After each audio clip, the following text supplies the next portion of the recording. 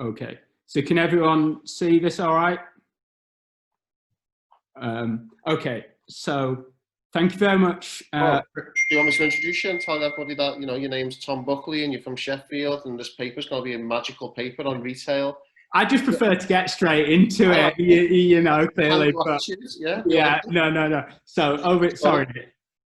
No, listen, everybody probably knows Tom. He's from Sheffield. He's working at Sheffield. He's going to give us a paper on retail. I'm really excited because, you know, I wrote on retail myself, as Lucy knows.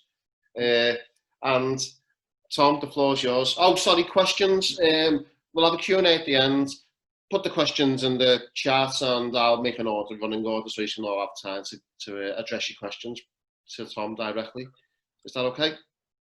Yeah, really good. Take it away, Tom.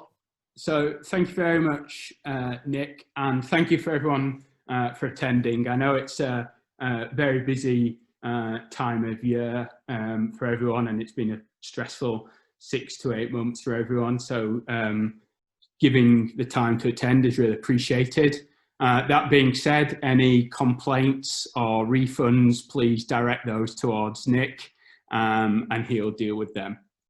So just to give you an overview of the presentation, I'm going to give a brief introduction about this research, give you a bit of context. Then I'm going to go through the 4 retailers whose archives form the basis of this research. So that's Strawbridge and Clothier, JCPenney, Marks and Spencer's, the John Lewis Partnership. I'm going to have a brief discussion and a brief conclusion. This is work in progress. It's kind of developing and building on one of the chapters in my PhD. So all feedback, all comments are very much appreciated, really. So just to give you some context and background to this research, I think there's a lot of fabulous research going on in business history at the moment. There's some really exciting papers being presented in the journals, in conferences. So why is this topic particularly relevant? You know, why should we be interested in retailers between 1950 and 1980, particularly now? And I think when we look at the research that has come out in economic history and social history in the past 3 or 4 years, we start to see the reasons why it might be worth looking at this period and retailers. So Gordon in 2016, the rise and fall of American growth. He talked about the special century in the United States from 1870 to 1970. And so really by focusing on 1950 to 1980, we see the crescendo of that special century of the last 2 decades, and also that transition into a period of slower growth. But Gordon's focus is very much on the American household as consumers and workers, and he presents the paradox, as he calls it, as the fact that innovation has continued since 1970, but growth hasn't been that impressive.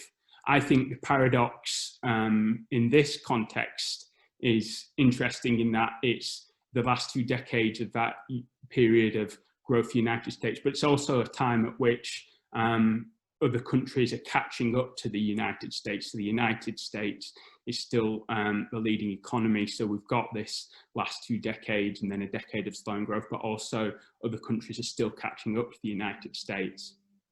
And I think then moving on, we've traditionally thought of this period in very much of terms of Galbraith's affluent society. And I think the physical manifestation of that is the decentralization in the United States of life for some to the suburbs. But Frank Trentman in his book, Empire of Things, offers a different perspective on these things. He takes a different temporal and geographical approach, and he makes us question, I think to some extent, how much this was the affluent society.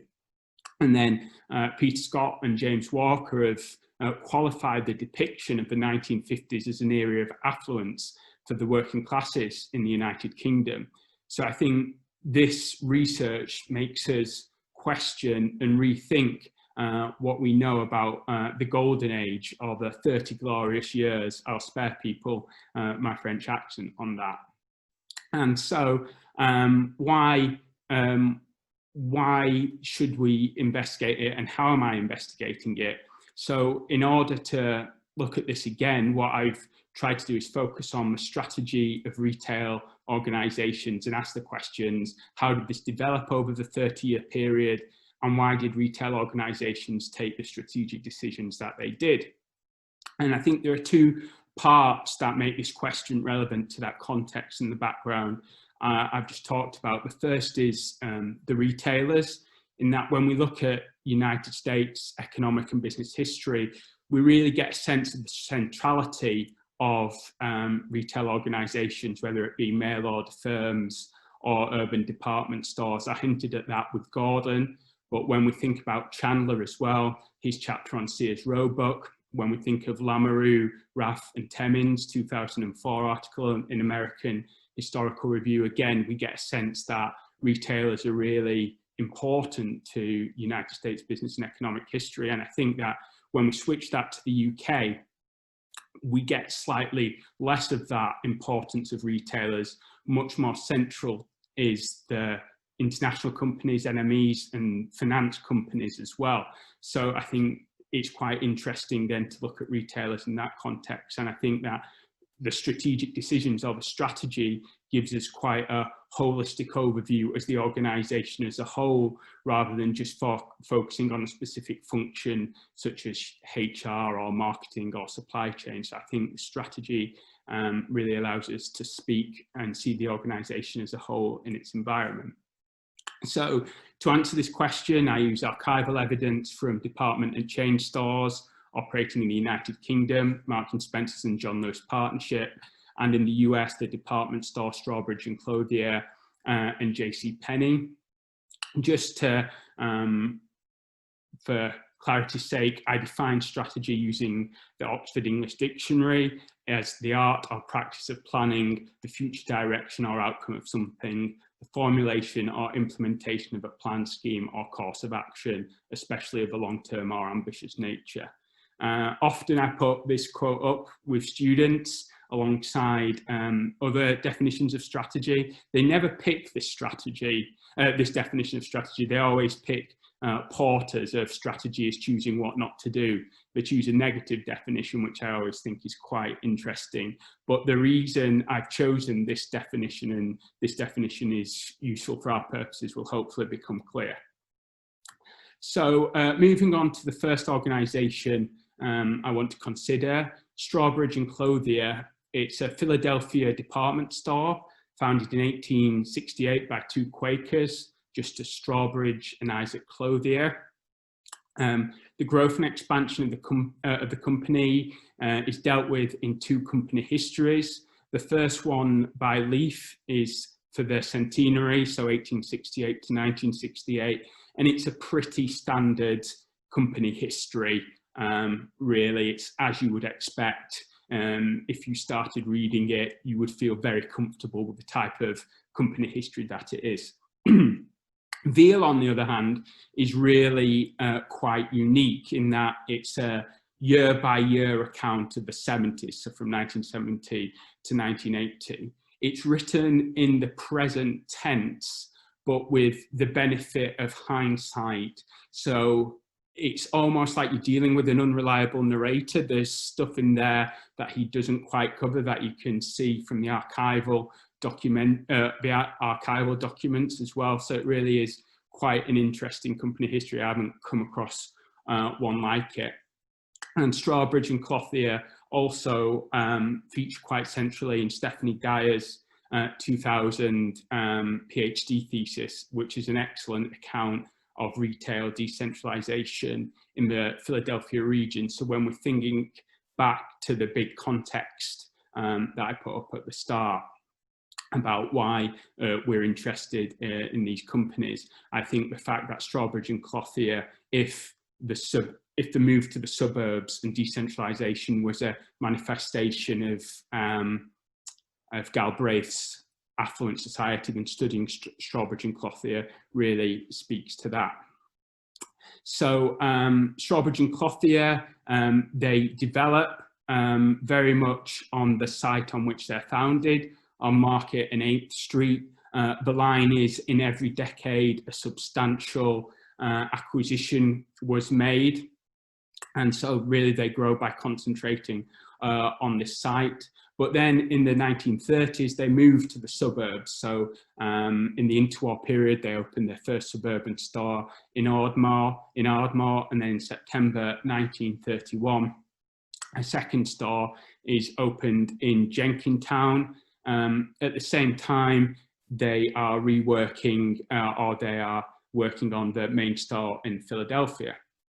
So when we pick the story up in 1950, what we see is a company that is profitable.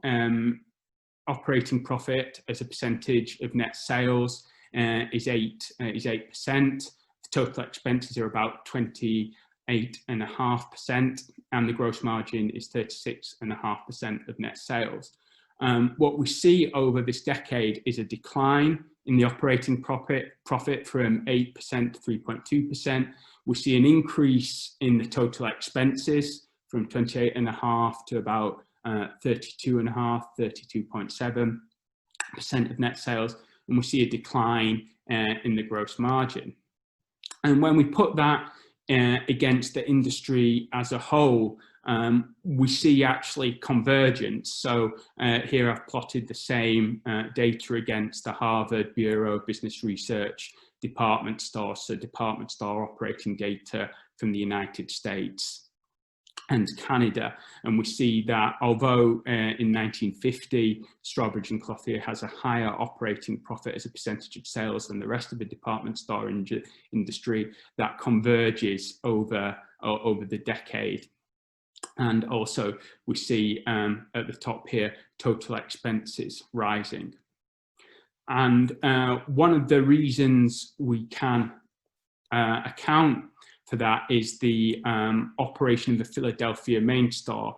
So on this graph, I've shown real sales deflated. And sorry, Tom.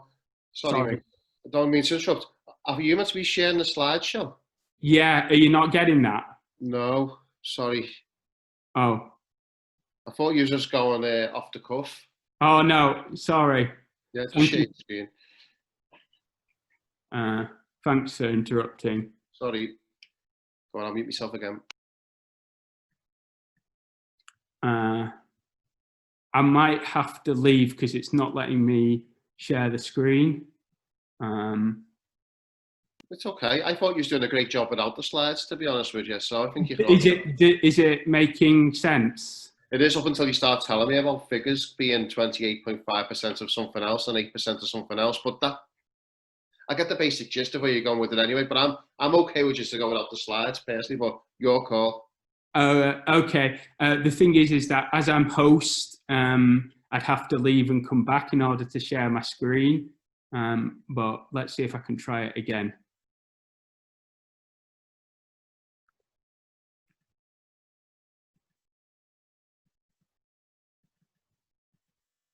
Yeah, I'm going to have to leave and come back.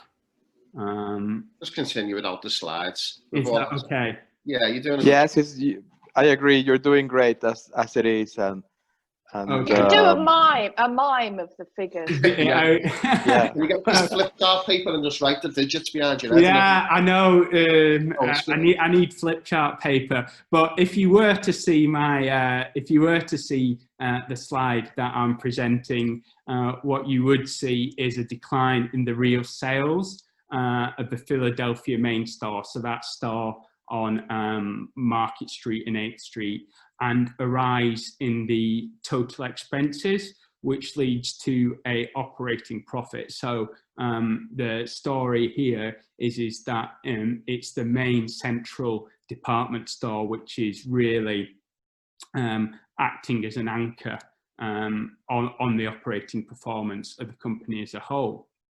So in October of 1955, a review of objectives is circulated, and this is really a brief statement of Strawbridge and Clothier's objectives, and they see this as a plan against which they can work for the future while dealing with the problems of the present. And they conceive of their strategy as, or this plan as one of continuing expansion, the need to develop a larger volume of business at a controlled expense rate. And they see this, expansion really is taking four forms. They see it as opening additional branch stores, so similar to the ones they opened in Jenkintown and Ardmore. They see also developing existing store facilities, so expanding the stores that they already are operating. The third way they see expansion is buying real estate in the hope of future development, so buying plots of land in suburban areas as almost options then to develop and build upon. And the fourth type of expansion they see is acquiring existing retail businesses, so acquisitions. And in the 1960s and early 1970s, this strategy leads to the opening of shopping centres in suburban places such as Cherry Hill, Springfield and Plymouth Meeting, which are areas around the Philadelphia region. And then in the 1970s, they also enter discount operations, but they separate discount operations by operating it under a different title. They operate it as Clover stores. And as a result of this expansion, we see a rise in the real sales over the 20-year period, but they do achieve this at a sustainable expense rate. So although the real sales do increase, expenses only increase by marginally more. And the result is, whereas their operating profit in 1960 is about 1.7, by 1977-78, it's about 4%. So we do see through this process of expanding, an improvement in the operating results. However, they're still left with the problem of the Philadelphia main store. And what they choose to do is actually invest in downtown Philadelphia. They develop a shopping center called Market Street East. And that is because that over the decade of 1969 to 1978, the Philadelphia store still comprises 25% of the volume. So in terms of getting that volume business, the Philadelphia store still remains central to that. And so although they're developing suburban stores and entering discount stores, they always recognize that the thing that really makes them distinctive, that makes them Strawbridge and Clothier, that sets them apart, is the Philadelphia downtown store. And I now want to move on and talk about the second company. I'm going to focus on JCPenney. Now, in contrast to Strawbridge and Clothier, JCPenney was founded in 1902, so much later than the 1868, in Wyoming. Initially, Penny trades as a junior department store. Now, this is quite a loose category, but it basically involves Penny adopting variety stores, so 5 and dime principles, practices, but operating on department store principles. The company history of JCPenney is quite standard. There are 2 major company histories, one written by Beasley in 1950 and the other written by Curry in 1993. And in the first half of the 20th century, Penny expands, Penny grows as a company by opening lots of stores, mainly in the western and midwestern regions of the United States.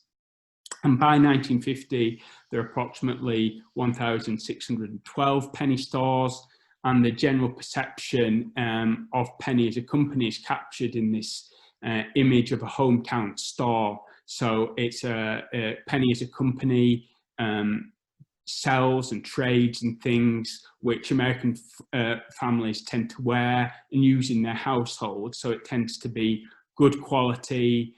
They emphasize quality, soft goods, and there's no credit. So it's sold for cash. And in order to sort of, again, try and represent how different Penny is from Strawbridge and Clothier, in 1957, the average the average sales of Penny stores are about $775,000. In contrast, the average sales of Strawbridge and Clothier's for department stores is about $18.3 million. So again, you see two very different ways of operating. And in that first decade of the 1950s, Penny doesn't really stand out among its competitors. So it's positioned as a junior department store, somewhere between Sears, Sears Roebuck and Montgomery Ward on the one hand, and then lesser known variety chains or soft good department stores like Newbury and W.T. Grant.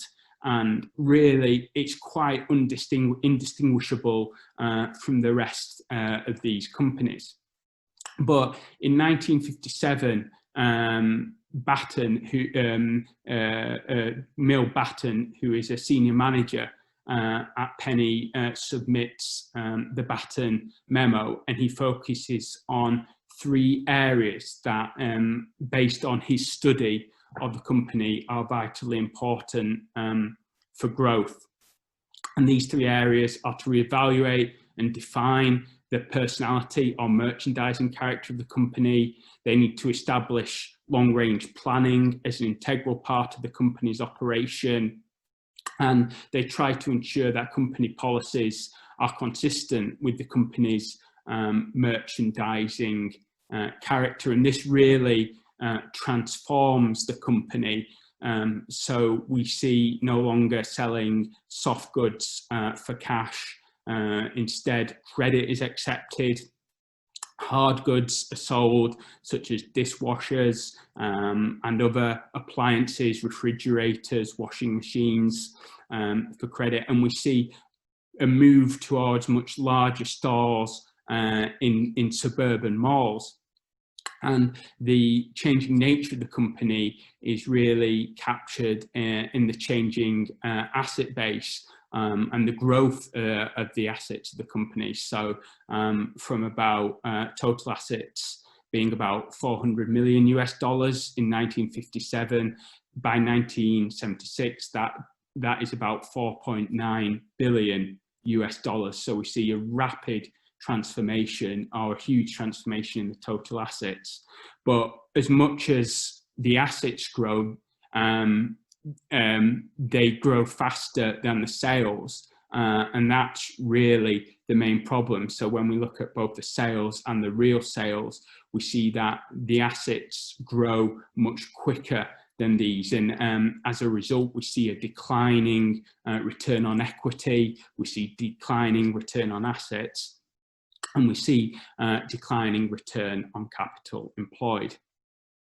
I now want to jump over the Atlantic and focus on Marks and Spencer, which was founded in 1884 as a penny bazaar in Leeds Market, and it's one of the most well-known and well-analysed retail companies in Britain, as well as company history by Briggs and Reese and popular accounts by Bevan.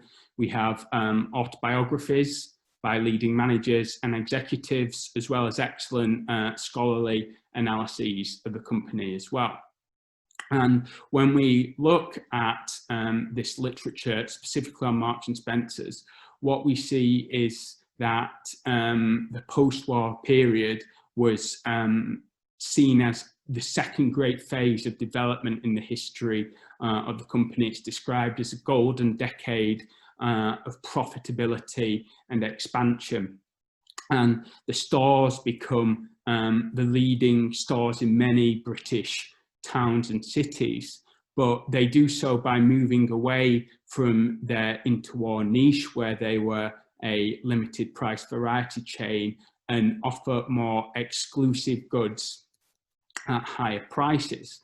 And when Simon Marks, as chairman of the company, issues a series of notes entitled Thinking About the Business in April 1954, he says, the principles on which business is founded do not change.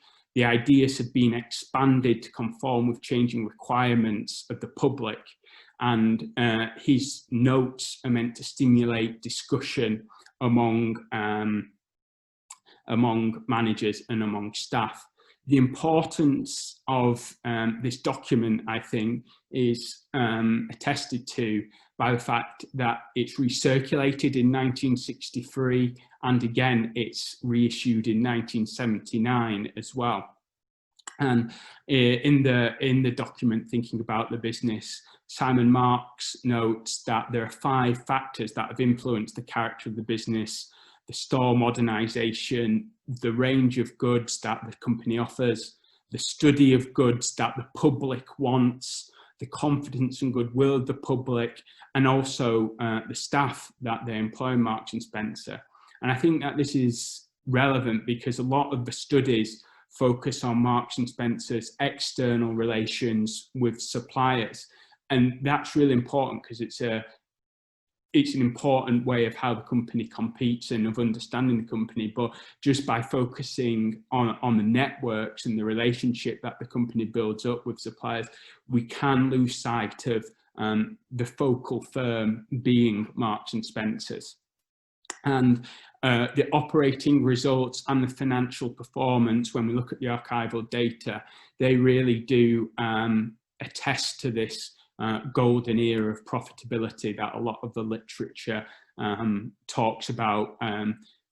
When one of the documents in the John Lewis archive, which I'm going to come on to and talk about in a couple of minutes, they say the return on equity that Marks and Spencer generate is outrageous, and it actually builds up and gets bigger when we look at the decade from that when those notes by Simon Marks were written, so between 1954 and 1963, in 1964 and 1973, so the following decade, we actually see improving performance. So in contrast to JCPenney, where we see a bit of a decline in performance as they implement their strategy, we see an improving financial performance by Marks and Spencer.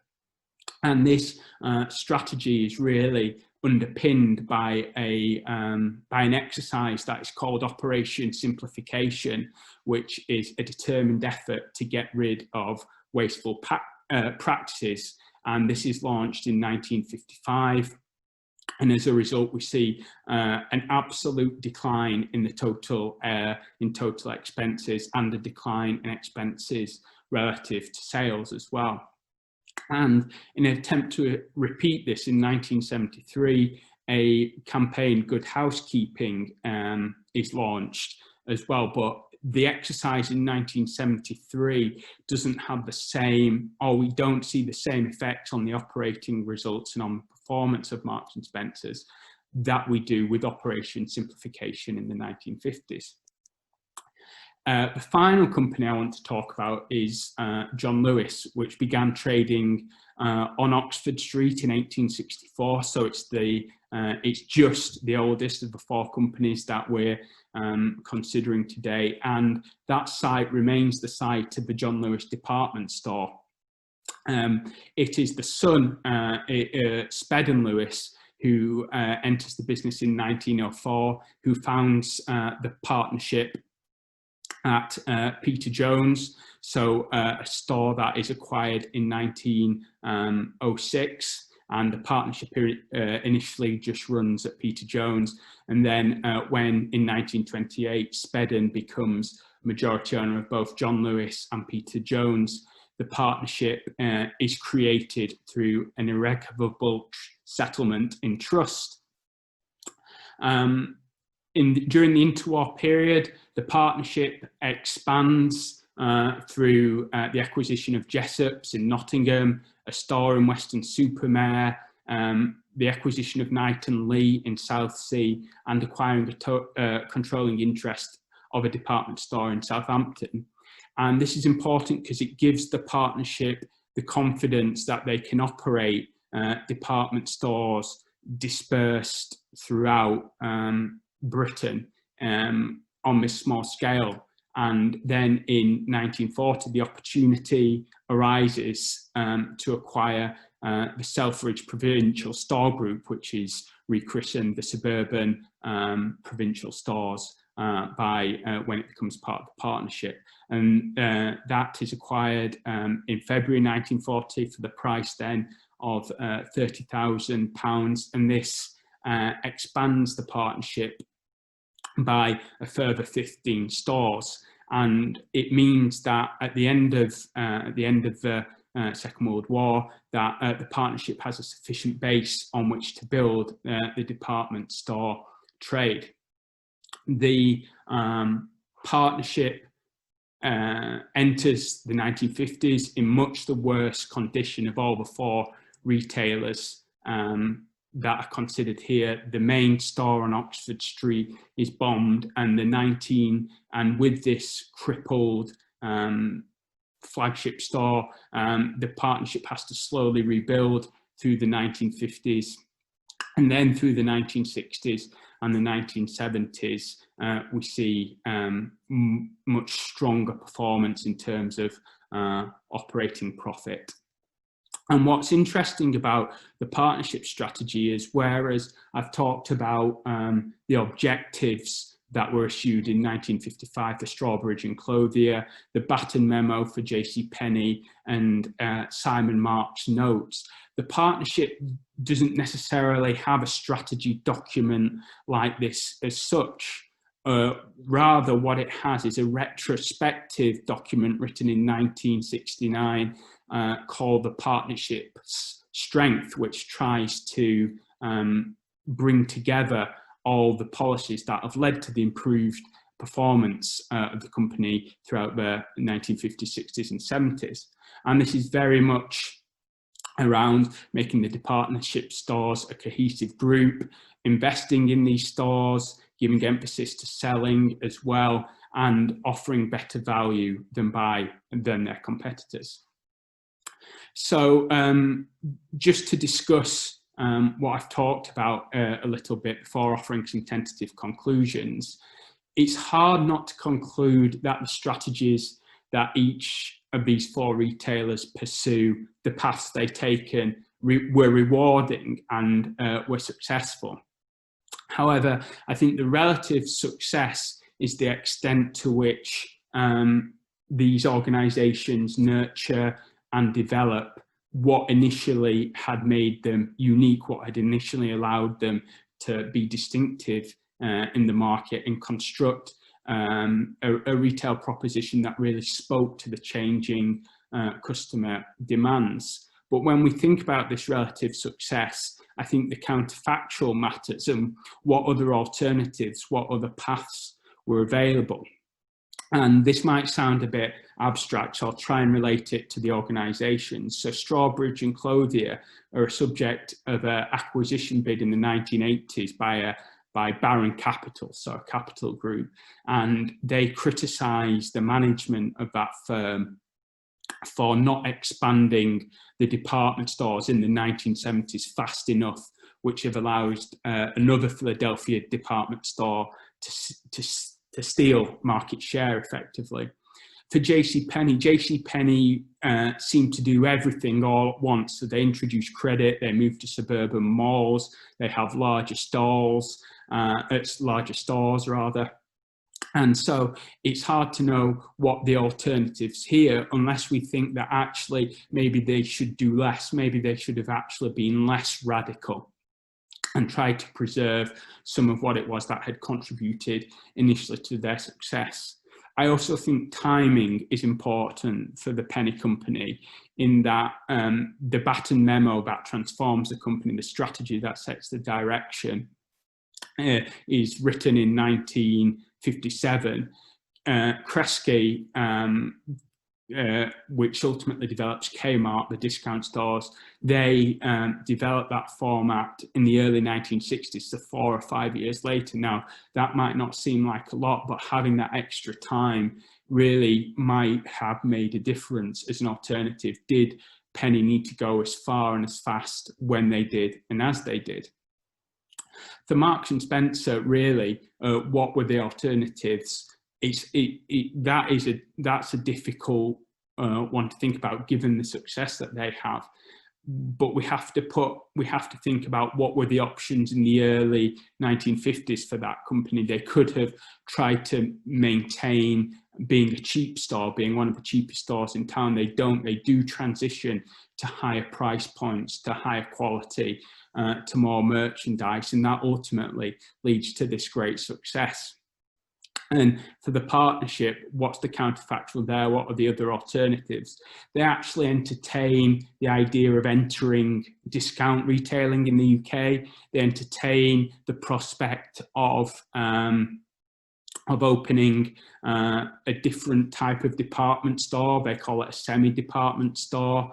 But again, they don't do it. So they entertain alternatives. They entertain other paths, but ultimately they choose not to go down them. And so I think the picture that we're trying to build up here is that there isn't a single universal strategy that we see emerge. For Strawbridge and Cothier, we see strategy as a plan, but for the partnership, I think to a much greater degree, we see strategy almost as this Mintzberg idea of a pattern in stream of decisions that then makes sense after the event. For Marks and Spencer's, strategy is seen as a reflective exercise. It's a dialogue with managers based on these core principles. Whereas for Penny, we see strategy almost as an action concerned with defining the company, defining what the company wants to be in a rapidly changing environment. So although while we don't see a universal strategy materializing, we do see retailers being conscious of an external environment that differed from what came before. And I think this can still be usefully conceived as an affluent society, even with some of the caveats that we put up front. And I also think, my last point, and then I'll stop, because you're probably fed up of me going on by now, especially without slides. But I think that for British retail organisations between 1950 and 1980, we see strategy as quite an abstract activity where general principles are important. Whereas for US retail organisations, we see strategy as a much more practical, applied activity. And yeah, that's the end of what I have to say. Even if it's all me that you can hear.